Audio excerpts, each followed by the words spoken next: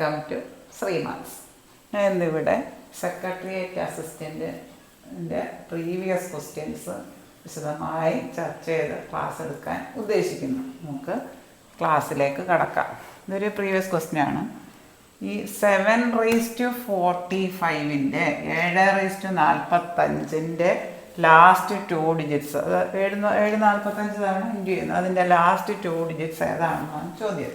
അതായത് ഈ തന്നിരിക്കുന്ന പവറിനെ 45നെ 4 വെച്ച് ഡിവൈഡ് ചെയ്യുക. 4 4 44 ശിഷ്ടം 1. ഇവിടെ ശിഷ്ടം എത്രയാണോ വന്നത്, അതായത് ഈ 7ൻ്റെ റേസ്റ്റ് ശിഷ്ടം വന്ന പവർ, അതായത് 7⁻1 7. ഇവിടെ ഒറ്റയുടെ സ്ഥാനത്ത് 7 വരുന്ന ഏതാണോ ഈ ഓപ്ഷനിലുള്ളത് അതായിരിക്കും ഉത്തരം. ഓപ്ഷൻ എ ആണ് ഉത്തരം. ഇനി ഇതിന് പകരം ഒരു 7⁻25 വന്നത് എന്തോ അങ്ങനെയാണ് വന്നതെങ്കിൽ ഈ 25നെ 4 വെച്ച് ഡിവൈഡ് ചെയ്യുന്നു. 24 ശിഷ്ടം 1 ആണ്. അപ്പം ഒറ്റയുടെ സ്ഥാനത്ത് ആക്കുമെന്ന് പറഞ്ഞാൽ ബേസ് ശിഷ്ടം 1 പവറാക്കി എഴുതുക. ബേസ് ഇത് തന്നെ. അപ്പോൾ ഒറ്റയുടെ സ്ഥാനത്ത് അപ്പോഴും 7 തന്നെയാണ് വരുന്നത്. 7⁻54 ആണെങ്കിലോ 54 ആണെങ്കിൽ നമ്മൾ എന്ത് ചെയ്യുക, 54നെ 4 കൊണ്ട് ഡിവൈഡ് ചെയ്യുക.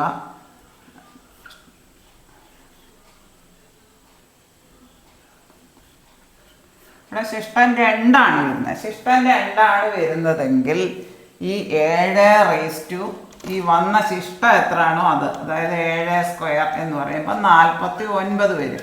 ശിഷ്ടം എത്രയാണോ വന്നത് അത് ഈ 7ൻ്റെ പവർ, 7ആണോ ഏതാ ചോദിച്ച കണക്കെന്ന് വെച്ചാൽ അതിൻ്റെ പവറാക്കി എഴുതിയാൽ മതി.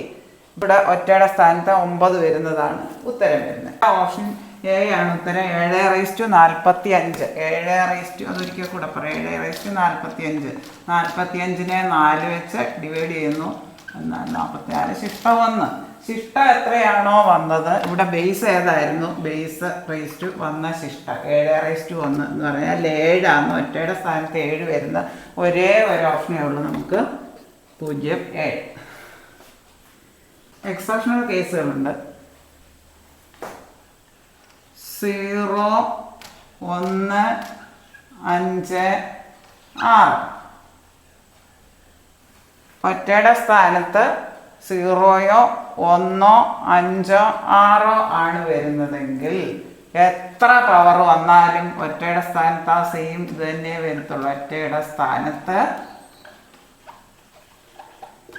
ഈ 0 1 5 6 മാത്രമേ വരുള്ളൂ. ബാക്കിയുള്ള കേസുകളിലാണ് നമ്മൾ പറഞ്ഞത് 4 വെച്ച് ഡിവൈഡ് ചെയ്തിട്ട് ശിഷ്ടം എത്രയാണോ വരുന്നത് അത് ഈ ബേസിൻ്റെ റേസ്റ്റ് ശിഷ്ടം 3 വരുന്നതെങ്കിൽ 7⁻3.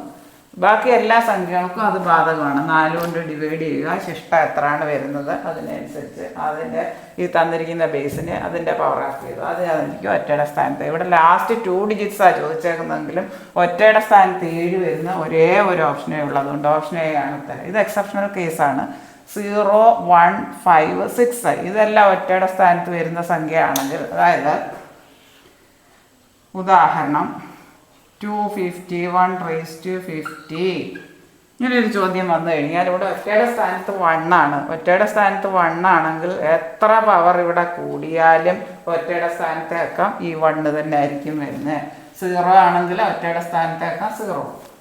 1 ഇവിടെ ഇതിന് പകരം 0 ആണെങ്കിൽ ഒറ്റയുടെ സ്ഥാനത്തേക്കാം എപ്പോഴും 0 തന്നെ ആയിരിക്കും. ഇവിടെ 5 ആണെങ്കിലോ 155⁻25 അങ്ങനെ പറഞ്ഞാലും ഒറ്റയുടെ സ്ഥാനത്ത് 5 ആണെങ്കിൽ നമുക്ക് കിട്ടുന്ന പവർ എല്ലാം കൂടി ചെയ്ത് കിട്ടുന്നത് 5 തന്നെ ആയിരിക്കും ഒറ്റയുടെ സ്ഥാനത്തേക്ക്. 1 ആണെങ്കിൽ ഒറ്റയുടെ സ്ഥാനത്തേക്ക് 1, 5 ആണെങ്കിൽ ഒറ്റയുടെ സ്ഥാനത്തേക്ക് 5, 6 ആണെങ്കിൽ ഒറ്റയുടെ സ്ഥാനത്തേക്ക് 6 അങ്ങനെ. ഇനി 256⁻500 എന്നാണ് തന്നേക്കുന്നത്. അതിൽ ഒറ്റയുടെ സ്ഥാനത്തെ ആക്കാം. അല്ലെ ലാസ്റ്റ് 2 ഡിജിറ്റ്സ് ചോദിച്ചാലും ഇപ്പോൾ 6 വന്നാൽ ഒറ്റയുടെ സ്ഥാനത്തെ ആക്കാം. 6 വന്ന ഓപ്ഷൻ ഏതാണോ അത് എഴുതിയാൽ മതി. ഒറ്റയുടെ സ്ഥാനത്തെ ആക്കാം. ഇത് ഈ 4 കേസുകളിൽ സെയിം നമ്പർ തന്നെയാണ് വരിക. അല്ലാതുള്ള കേസുകളിൽ തന്നിരിക്കുന്ന പവറിനെ 4 കൊണ്ട് ഡിവൈഡ് ചെയ്യുക. 4 കൊണ്ട് ഡിവൈഡ് ചെയ്യുക. ശിഷ്ടം എത്രയാണോ വരുന്നത് ആ ശിഷ്ടം ഇതിൻ്റെ ബേസ് വെച്ചിട്ട് അതിൻ്റെ പവറാക്കി എഴുതിയാൽ നമുക്ക് ഒറ്റയുടെ സ്ഥാനത്തേക്ക് കിട്ടും. ഇവിടെ 2020 കലണ്ടർ വീണ്ടും ആവർത്തിക്കുന്ന തൊട്ടടുത്ത വർഷം അല്ലെ വീണ്ടും ഉപയോഗിക്കാൻ പറ്റുന്ന വർഷം ഏതെന്നാണ് ചോദിച്ചേക്കുന്നത്. അതിന് നമ്മൾ എന്ത് ചെയ്യണം? തന്നിരിക്കുന്ന വർഷത്തെ 4 കൊണ്ട് ഹരിക്കുക. 4 50 200 20 അല്ലെങ്കിൽ 20 ലാസ്റ്റ് വന്നാൽ ശിഷ്ടം 0 വരിക. ലാസ്റ്റ് 5 20 അപ്പൊ ശിഷ്ടം 0. ഇവിടെ 4 കേസുകളാണ് വരുന്നത്. 4 കൊണ്ട് തന്ന വർഷത്തെ 4 കൊണ്ട് ഹരിക്കുമ്പോൾ ശിഷ്ടം ഇവിടെ 4 കേസുകളാണ് വരും. 1 0 വരും, അല്ലെങ്കിൽ ശിഷ്ടം 1 വരും, ശിഷ്ടം 1 വരും, ശിഷ്ടം 0 വരാം, ശിഷ്ടം 1 വരാം, ശിഷ്ടം 2 3 വരാം. ഇങ്ങനെ ഇത്രയും പോസിബിലിറ്റീസാണ് വരുന്നത്. ശിഷ്ടം 0 വന്നതെങ്കിൽ തന്ന വർഷത്തിൻ്റെ കൂടെ 28 കൂട്ടുക. ശിഷ്ടം 0 വന്നെങ്കിൽ തന്ന വർഷത്തിൻ്റെ കൂടെ 28 കൂട്ടുക. ശിഷ്ടം 1 വന്നതെങ്കിൽ തന്ന വർഷത്തിൻ്റെ കൂടെ 6 കൂട്ടുക. ശിഷ്ടം 2 3 വന്നതെങ്കിൽ തന്ന വർഷത്തിൻ്റെ കൂടെ 4 തന്ന വർഷത്തെ 4 കൊണ്ട് ഹരിക്കുമ്പോൾ ശിഷ്ടം 0 വന്നതെങ്കിൽ തന്ന വർഷത്തിൻ്റെ കൂടെ 28 കൂട്ടുക. തന്ന വർഷത്തിൻ്റെ കൂടെ 28 കൂട്ടുക. ശിഷ്ടം 1 വന്നതെങ്കിൽ തന്ന വർഷത്തിൻ്റെ കൂടെ 6 കൂട്ടുക. ശിഷ്ടം 2 3 വന്നതെങ്കിൽ തന്ന വർഷത്തിൻ്റെ കൂടെ 11 കൂട്ടുക. നമുക്കിവിടെ ശിഷ്ടം 2020 4 കൊണ്ട് ഹരിക്കുമ്പോൾ ശിഷ്ടം 0 വരുന്നത്. 0 വരുന്നതെങ്കിൽ തന്ന വർഷം ഇവിടെ ഏതാണ്? 2020. അതിൻ്റെ കൂടെ 28 കൂട്ടുക. അപ്പോൾ ഇവിടെ ഉത്തരം നമുക്ക് 2048 വരും. ഓപ്ഷൻ ബി ആണ് ഉത്തരം. തന്ന വർഷത്തിനെ 4 കൊണ്ട് ഹരിക്കുക. 4 കൊണ്ട് ഹരിക്കുമ്പോൾ ശിഷ്ടം 0 വന്നെങ്കിൽ തന്ന വർഷത്തിൻ്റെ കൂടെ 28 കൂട്ടുക. ശിഷ്ടം 1 വന്നെങ്കിൽ തന്ന വർഷത്തിൻ്റെ കൂടെ 6 കൂട്ടുക. ശിഷ്ടം 2 3 വന്നെങ്കിൽ തന്ന വർഷത്തിൻ്റെ കൂടെ 11 കൂട്ടുക. ഇവിടെ ശിഷ്ടം 0 വന്നതുകൊണ്ട് തന്ന വർഷത്തിൻ്റെ കൂടെ 28 കൂട്ടുന്നു. 2020 കൂടെ 28 കൂട്ടിയാൽ 2048. തൊട്ടടുത്ത ഈ കലണ്ടർ ഉപയോഗിക്കാൻ പറ്റുന്ന തൊട്ടടുത്ത വർഷം ഏതെന്നോ, ഇതിന് സമാനമായ കലണ്ടർ വരുന്ന വർഷം ഏതെന്നോ, ഈ കലണ്ടർ വീണ്ടും ഉപയോഗിക്കാൻ പറ്റുന്ന വർഷം ഏതെന്നോ ചോദിച്ചാൽ ഇങ്ങനെ ചെയ്താൽ മതി. തന്ന വർഷത്തെ 4 കൊണ്ട് ഹരിക്കുക. 4 കൊണ്ട് ഹരിച്ചാൽ ഇവിടെ ഇങ്ങനെ പോസിബിലിറ്റീസാണ് വരുന്നത്. ഒന്നിന് ശിഷ്ടം 0 വരും. 0 ആണെങ്കിൽ തന്ന വർഷത്തിൻ്റെ കൂടി 28 കൂട്ടുക. അല്ലെങ്കിൽ ശിഷ്ടം 1 വരും. 1 ആണെങ്കിൽ 6 കൂട്ടുക തന്ന വർഷത്തിൻ്റെ കൂടെ. അതായിരിക്കും നമ്മുടെ ഉത്തരം. ശിഷ്ടം 2 3 വന്നതെങ്കിൽ തന്ന വർഷത്തിൻ്റെ കൂടെ 11 കൂട്ടുക. ായിട്ട് ബന്ധപ്പെട്ട് വരുന്ന ഈ ജോഡിയായിട്ടുള്ള ഈ പെയറായിട്ടുള്ള മാസങ്ങൾ ബൈഹാർട്ടാക്കി വെക്കുക. അതായത് മാർച്ച് നവംബർ ഓർത്തിരിക്കാൻ എളുപ്പം. എം കഴിഞ്ഞ് തൊട്ടടുത്ത അക്ഷരം. ഏപ്രിൽ ജൂലൈ ഇതിന് ആപ്പിൾ ജാമെന്നോ എന്തെങ്കിലും ആപ്പിൾ ജ്യൂസെന്നോ എന്തെങ്കിലും ഓർത്തിരുന്നാൽ മതി. April July. അടുത്ത സെപ്റ്റംബർ ഡിസംബർ. ഇത് ഓർക്കാൻ എളുപ്പമുണ്ട്. EMBR അവസാനം വരുന്നത്. അതായത് ഈ പെയർ ഓർത്തിരിക്കുക. October January. ഇത് മാത്രം ബൈഹാർട്ടാക്കി വെക്കുക. മറ്റേതെല്ലാം ബൈഹാർട്ടാക്കാൻ എളുപ്പമുണ്ട് ഓർക്കാൻ. MN March November April July. ഈ പെയർ ഓർത്തിരിക്കേണ്ടത്. September December October January. ഒക്ടോബർ 10 ഒരു മൺഡേ ആയാൽ, തിങ്കളാഴ്ച ആയാൽ ജാനുവരി 10 ആ കലണ്ടർ തന്നെ റിപ്പീറ്റ് ചെയ്യും. അതായത് ജാനുവരി 10 തിങ്കളാഴ്ച ആയിരിക്കും. ഒക്ടോബർ 5 ഫ്രൈഡേ ആയാൽ ജാനുവരി 5 ഫ്രൈഡേ ആയിരിക്കും. അതുപോലെ തന്നെ മാർച്ച് നവംബർ. ഒരു വർഷം തന്നിട്ട് മാർച്ച് 10 എന്ന് പറയുന്നത് സൺഡേ ആയാൽ നവംബർ 10. അതങ്ങനെ എപ്പോഴും ചോദിച്ച് കാണാറുണ്ട്. നവംബർ 10 ഏത് ദിവസമാണ്? അത് സൺഡേ തന്നെയാണ്. ഈ പെയർ ഈ മാസത്തിലെ തന്നെ ആയിരിക്കും, ആ വർഷത്തെ ഈ മാസത്തിലെ തന്നെ ആയിരിക്കും ഈ നവംബറിൽ റിപ്പീറ്റ് ചെയ്യുന്നത്. ഈ പെയറിന് ഒരു പ്രത്യേകത ഉണ്ട്. ഏപ്രിൽ 5 എന്ന് പറയുന്നത് ശനിയാഴ്ച ആയാൽ ജൂലൈ 5 ശനി തന്നെ ആയിരിക്കും. ഈ പെയർ ഓർത്തിരിക്കുക. പെയർ ഓർക്കാനുള്ള എളുപ്പവഴി MN ഓർക്കാം. ഏപ്രിൽ ജൂലൈ അത് ഓർക്കാൻ ആപ്പിൾ ജ്യൂസ് എന്നോ വല്ല ഓർക്കാൻ മതി. ആപ്പിൾ ജാമെന്നോ ആപ്പിൾ ജ്യൂസ് എന്നോ. സെപ്റ്റംബർ ഡിസംബർ ഓർക്കാൻ എളുപ്പമാണ്. EMBR ലാസ്റ്റ് വരുന്നു. ഇവിടെ EMBR. സെപ്റ്റംബർ 5 തിങ്കളായാൽ ഡിസംബർ 5 തിങ്കൾ തന്നെയായിരിക്കും. ആ കലണ്ടർ തന്നെ ആയിരിക്കും ഡിസംബറിൽ റിപ്പീറ്റ് ചെയ്യുന്നത്. അങ്ങനെയുള്ള പെയറാണ്. ഇത് ബൈ ഹാർട്ടാക്കി വെക്കുക. ഒക്ടോബർ ജാനുവരി അങ്ങനെ കാണാതെ പഠിക്കുക തന്നെ ചെയ്യണം. വേറെ രക്ഷയൊന്നുമില്ല. ഈ 4 പെയർ ബൈ ഹാർട്ടാക്കി വെക്കുക. ഇതുമായിട്ട് ബന്ധപ്പെട്ട ചോദ്യങ്ങൾ PSCക്ക് കാണാറുണ്ട്. ഏപ്രിൽ 2 ബുധനാഴ്ച ആയാൽ ജൂലൈ 2 ബുധൻ തന്നെയായിരിക്കും. അങ്ങനെയുള്ള പെയറാണിത്. അതിൻ്റെ പ്രത്യേകത അതാണ്. 6 പൈപ്പുകൾ